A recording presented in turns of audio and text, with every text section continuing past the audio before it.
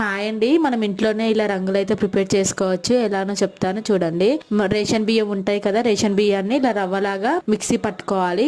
Mixie పట్టుకొని జల్లించి పెట్టుకోవాలి. Food colours ఉంటాయి కదా, ఆ ఫుడ్ కలర్స్ నుంచి అయితే గ్రీన్ కలర్ తీసుకొని వేసాను చూడండి. కొంచెం ఫుడ్ కలర్ వేసేసి వాటర్ యాడ్ చేసుకుంటూ కలిపితే ఇలా గ్రీన్ కలర్ అయితే రెడీ అయిపోతుంది. ఆరెంజ్ కలర్ ఫుడ్ కలర్ తీసుకొని కొన్ని వాటర్ వేసి కలిపితే ఇగో ఆరెంజ్ కలర్ అయితే రెడీ అయిపోయింది. నెక్స్ట్ అయితే రెడ్ కలర్ ఫుడ్ కలర్ తీసుకొని రెడ్ కలర్ ఫుడ్ కలర్ కొంచెం వేసేసి వాటర్ యాడ్ చేస్తే రెడ్ కలర్ రంగు అయితే రెడీ అయిపోయింది. నెక్స్ట్ మనం ఇంట్లో వాడే కుంకుమ ఉంటుంది కదా, ఆ కుంకుమ మెరూన్ కుంకుమ వేసి కలిపితే ఇలా ఒక కలర్ అయితే రెడీ అయిపోయింది.